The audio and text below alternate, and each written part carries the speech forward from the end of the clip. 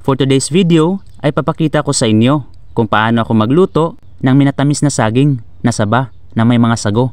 At mamaya meron pa akong ihahalo dito para mas maging masarap pa itong minatamis na saging. Unang step ay balatan ang mga ito sa kahatiin para maging 2 piraso. 1 and 1/2 kilo pala ito na saging.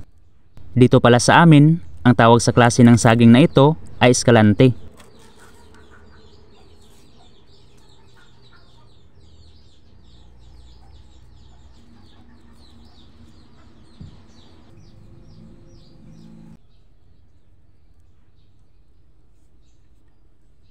Narito na lahat ang mga hiniwa kong saging. Sa pagluluto naman ay kailangan natin magtunaw ng asukal sa kawali. Bali 1 cup ang ginamit ko dito.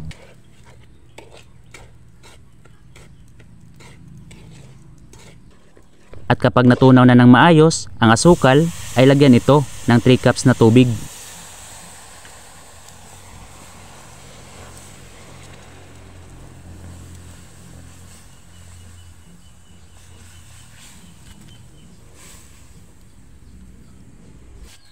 Kung meron kayong tanim na pandan, ay pwede ninyong lagyan. Pero optional lang ito.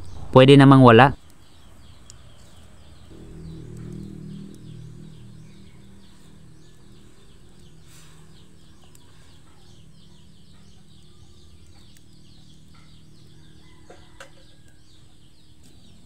Kapag medyo kumulo na, ay ilagay ang mga nahiwang saging at konting asin.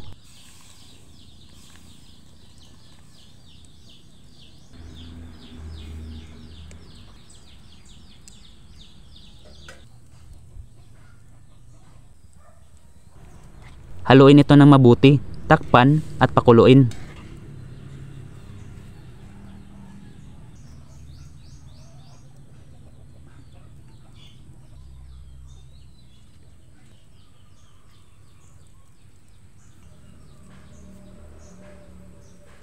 Ang sunod na step ay ilagay ang mga nalutong sago.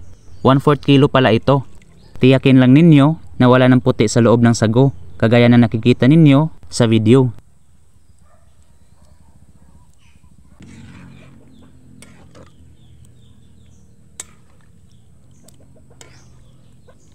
Tatanggalin ko na din itong dahon ng pandan.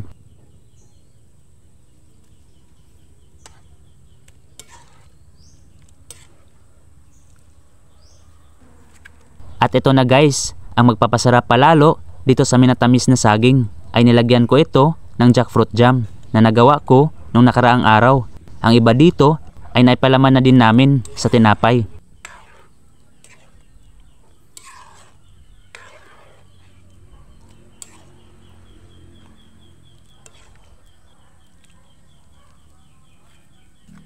Takpan at lutuin hanggang sa maging malapot na itong minatamis.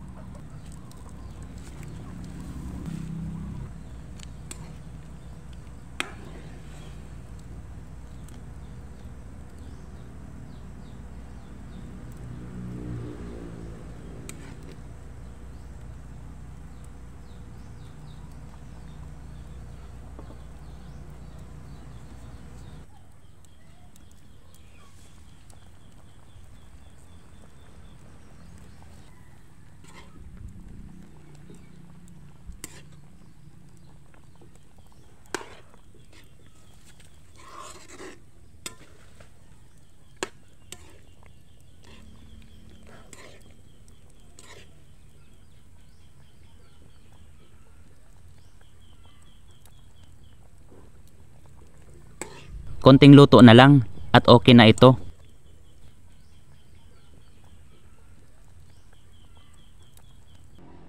So ito na guys, naluto na ang aking minatamis na saging na may sago at langka.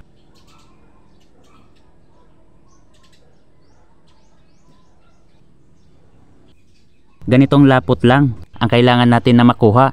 Pwede nyo din itong lagyan ng dinurog na ice at gatas, pero kahit itong plain lang ay masarap na din.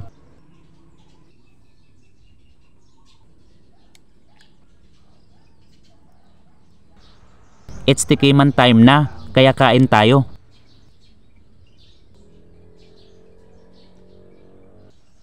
Saktong-sakto lang ang tamis nito. Naluto din ng maayos ang saging at mas lalo ding sumarap nung nilagyan ko ito ng jackfruit jam. Pwede din naman kayo gumamit ng hindi pa luto na langka saka ihalo sa minatamis habang niluluto ito. Basta magdagdag lang kayo ng asukal konti.